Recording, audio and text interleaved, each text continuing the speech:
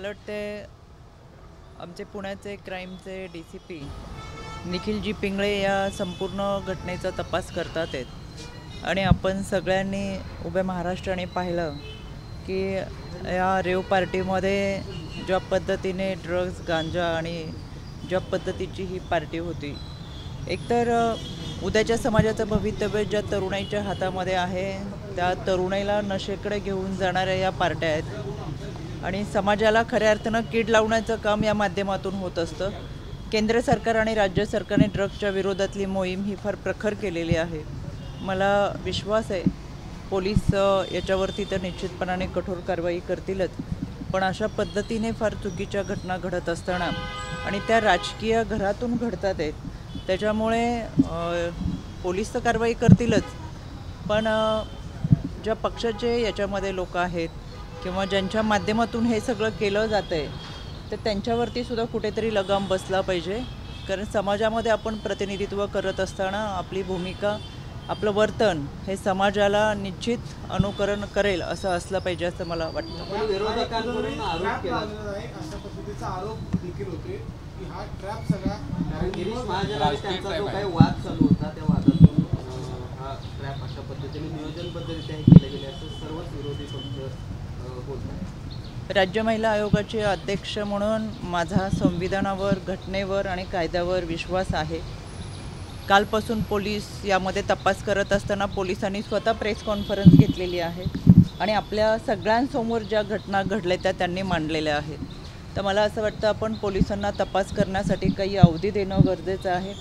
यामधील काही मेडिकल रिपोर्टसुद्धा समोर येतील, ते सुद्धा पोलीस आपल्यासमोर पत्रकार परिषदेच्या माध्यमातून मांडतील। त्याच्यामुळे दूध का दूध पाणी का पाणी हा कायद्याच्या चौकटीतून होईल, आपण वाट पाहूया। 2 महिन्यापूर्वी आपण कलेक्टर ऑफिसला बैठक घेतली होती, आढावा बैठक घेतली होती, त्यातल्या किती निर्णयांची अंमलबजावणी झाली किंवा त्याचे आउटपुट काय सांगू शकाल का? कुठल्या कलेक्टर ऑफिसला आपली बैठक झाली होती 2 महिन्यापूर्वी, हो, त्यात झालेल्या निर्णयांची माहिती। मला असं वाटतं कोल्हापूरकरांना मला सांगायला आनंद वाटेल, सर्वाधिक भेटी मी कोल्हापूरमध्ये आणि आढावा बैठकीच्या निमित्तानं दिलेल्या आहेत आणि ह्याच सगळ्याचा रिव्ह्यू घेण्यासाठी मी आज SP ऑफिसला आले आणि म्हणून मी तुम्हाला विनंती केली होती की मी जाऊन त्यांच्याशी चर्चा केल्यानंतर मला तुम्हाला अजून फार सविस्तर आढावा देता येईल।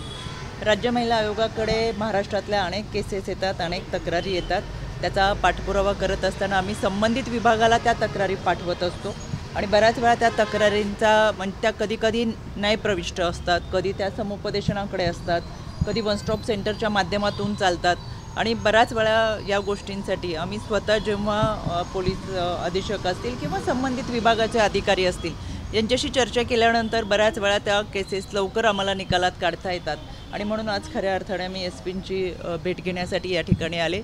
यामध्ये मिसिंग केसेस असतील, DVच्या काही केसेस, सायबर गुन्हेगारीच्या संदर्भात अनेक काही तक्रारी आमच्या आयोगाकडे आलेल्या आहेत। IC कमिटीच्या संदर्भात आपण फार मोठी चळवळ उभी केली आणि मला विश्वास आहे, आनंदही वाटला एका गोष्टीचा, कोल्हापूरच्या पोलीस विभागाने आणि कामगार विभाग, कलेक्टर विभाग यांनी अतिशय चांगल्या पद्धतीची यंत्रणा पुढे चालू ठेवली आणि त्याचा लेखाजोखा दर महिन्याला त्यांनी आम्हाला सादर केलेला आहे आणि यामध्ये चांगल्या पद्धतीचा बदल होतो आहे। मी हेही सांगेल की 100% बदल लगेच कुठलाही आपल्याकडे होणार नाही, पण जो काही बदलाचं वारं वाहतं आहे याच्यामध्ये परिवर्तन करत असताना आपण निश्चितपणाने प्रगती केली हे सुद्धा सांगायला मला आनंद वाटेल आणि ह्या सगळा लेखाजोगा आढावा आमच्याकडे दर महिन्याला प्रत्येक जिल्ह्याचा येत असतो। मी कोल्हापूरच्या पोलिसांचं, कलेक्टर विभाग आणि आमचं विधी सेवा जिमबा यांचे मनापासून आभार व्यक्त करेल, कारण की त्यांनी खूप चांगल्या पद्धतीच्या आम्ही दिलेल्या सूचनानुसार बीट मार्शल दामिनी पथक, पोलीस काका असेल, बडीकॉप असेल यांच्या माध्यमातून सुद्धा शाळा कॉलेजमध्ये भेटी देत खूप चांगल्या पद्धतीचं काउन्सिलिंग केलेलं आहे। याच्यामध्ये अजून काही सुधारणा करता येतील का याच्याबाबत निश्चित त्यांना मी सूचना करेल। आणि मॅडम असं असताना भोगावती इथल्या एका कॉलेजच्या मुलींच्या घोळक्यामध्ये एका हुल्लडबाज तरुणानं गाडी घातली, त्यातली एक मुलगी मयत झाली, 3 मुलगी आता उपचार घेत आहेत, एक मुलगी सिरियस आहे। ह्याच सगळ्या घटनांच्या संदर्भात माझी चर्चा होईलच। ह्याचा आम्ही स्वतः सगळ्यांचा आम्ही नोंद आमच्याकडे ठेवत असतो, आम्ही दखल घेत असतो, पण गेल्या वर्षीच्या आणि त्याच्याही पूर्वीच्या म्हणजे 2 वर्षापासून मी सलग मला असं वाटतं 3-4 बैठका या कोल्हापूरमध्ये झालेत, 3 जनसुनावणी कोल्हापूरमध्ये झालेत। प्रत्येक वर्षी मी स्वतः जनसुनावणीला येते, त्या मानाने आणि आत्ता यामधली एक तफावत कुठेतरी यंत्रणेमध्ये बदल करत असताना निश्चितपणाने जाणवतो. एक विश्वास या निमित्तानं मी तुम्हाला देऊ इच्छिते की वर्किंग वुमनसाठी आम्ही ज्या IC कमिटी केल्या होत्या त्याच्यामध्ये खूप चांगल्या पद्धतीची नोंद झाली आहे. त्याच्याही पुढे जाऊन आम्ही या पॉशच्या कायद्याच्या संदर्भात आता IC कमिटीचं ऑडिटसुद्धा व्हावं यासाठी सुद्धा सूचना देतो आहे आणि त्या पद्धतीने सरकारच्याच माध्यमातून GRची सुद्धा प्रोसेस करतो आहे, जेणेकरून खूप चांगल्या पद्धतीची यंत्रणा आपल्याला उपलब्ध करून देता येईल या अनुषंगाने आम्ही कारवाई करू. या निमित्ताने एक सामाजिक समस्या निर्माण झाली, जी बाल गुन्हेगारी वाढलेली आहे. आपल्या इथं जे 2 बाल कल्याण संकुल आहे त्यामध्ये 50 अल्पवयीन मुलं म्हणजे विधीन संघर्षग्रस्त बालकं आहेत. हो. आणि ही काल भोगावती झालेली घटना, ही जी अल्पवयीन मुलांची गुन्हेगारी किंवा याची ओढली जाते आणि निर्भया पथक दामिनी पथक कुठंतरी फक्त कागदावरतीच काम करते असा एक आरोप प्रत्यक्षात जात नाही. नाही, आपण काही आपल्याकडे तक्रारी आली असेल तर जरूर सांगा. मी आज स्वतः इचलकरंजीच्या शाळेत ह्या निर्भया पथक आणि बीट मार्शल सोबतच असणार आहे. संपूर्ण महाराष्ट्रामध्ये मी स्वतः बीट मार्शल आणि दामिनी पथकांबरोबर विद्यार्थ्यांबरोबर संवाद साधण्यासाठी जातो. आज आम्ही कोल्हापूरमध्ये मी स्वतः शाळामध्ये जाणार आहे आणि जिथं मला शक्य नाही तिथं आमचे अनेक प्रतिनिधी जाऊन या विद्यार्थ्यांशी संवाद साधतात. विशेष म्हणजे त्या ठिकाणी buddy cop, beat marshal, Damini पथक यांचीसुद्धा मी माहिती घेते. तुमच्या माहितीसाठी तुम्हाला पाठवायची असेल तर गेली 10-12 दिवसामध्ये आम्ही अगदी युद्धपातळीवरती मोहीम राबवलेली आहे. संपूर्ण महाराष्ट्रामधून माझ्या आयोगाकडून जर आपण माहिती घेतली किंवा माझ्या पेजवरती माहिती घेतली तर आपल्याला सगळीकडे ही यंत्रणा फार ॲक्टिवली गेले 15 दिवसापासून आम्ही काम करताना दिसतो आहे आणि हा सगळा पोलीस विभाग त्या शाळांमध्ये येऊन काउन्सिलिंग करतो आहे. आमच्यासाठी ही फार सकारात्मक गोष्ट आहे. अजूनही कुठे कमी पडत असेल तर जरूर आपल्या सूचना माझ्यापर्यंत पाठवा. त्यामध्ये मी स्वतः लक्ष घालून त्यांना सूचना करेल. पुण्याच्या प्रकरणामध्ये कुठेतरी त्यांनी समर्थन केल्याचं दिसतंय नवऱ्याचं. तर वेळ या सगळ्याला उत्तर देईल आणि सत्य लवकरच बाहेर येईल अशा पद्धतीचं त्यांनी केलेलं आहे. कुठेतरी समर्थन किंवा कुठेतरी पाठराखण होतं. महाराष्ट्र पाहतोय कुठल्या गोष्टीचं पाठराखण त्या करतात आहेत. खरं तर स्वतःवर वेळ आल्यानंतर समजतात ह्या गोष्टी काय असतात. मला तुम्हाला सांगायचं आहे, फुके प्रकरण जे होतं याच्यामध्ये मी स्वतः पोलीस आयुक्तांच्या संपर्कात होते. आम्ही अहवाल मागून घेतला होता या सगळ्या घटनेचा आणि कोणतीही घटना तक्रार दाखल झाल्यानंतर पोलीस त्याचा तपास करतात. इन्व्हेस्टिगेशनचा हा तपास चार्जशीटच्या माध्यमातून कोर्टात दाखल केला जातो आणि कोर्टाच्या माध्यमातून माननीय न्यायालय निकाल देत असतो. ही साधी प्रक्रिया सर्वसामान्य माणसाला माहीत असतं.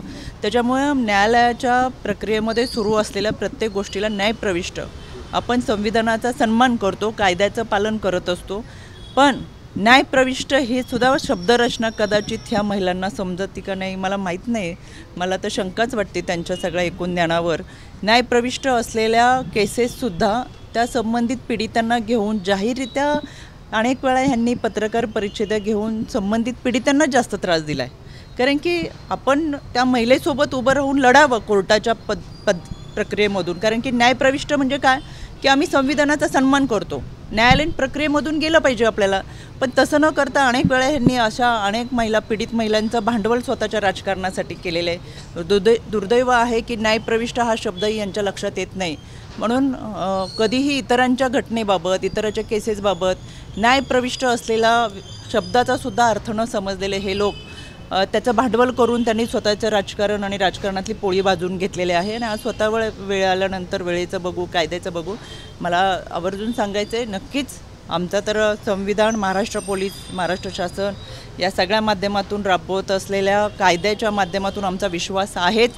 तो त्यांनी देखील आत्तापर्यंत जर ठेवला असता तर अनेकांचे संसार उद्ध्वस्त त्यांनी केले, ते झाले नसते. मॅडम, हनी ट्रॅपचा विषय राज्यभर चर्चेला आहे. महिला आयोगाने याची काही दखल घेतली आहे? महिला आयोगाकडे तशा प्रकारचे काही तक्रारी आलेल्या आहेत? आमच्याकडे या संदर्भात कोणत्याही तक्रारी आलेल्या नाही आहेत. पण आम्ही जिल्हा न्याय ज्यावेळेस आढावा घेतो त्यावेळेस ह्या सगळ्या गोष्टींची माहिती घेत असतो. राज्याचे सन्माननीय मुख्यमंत्री जे गृहमंत्री म्हणून या सगळ्या गोष्टींकडे लक्ष देऊन आहेत आणि मला असं वाटतं राज्याच्या गृहमंत्र्यांनी या संदर्भात अतिशय सविस्तर माहिती वेळोवेळी आपल्या सगळ्यांना दिलेली आहे. त्याच्यामुळे ही सगळी माहिती आपल्यापर्यंत व्यवस्थितरित्या पोहोचवली. धन्यवाद.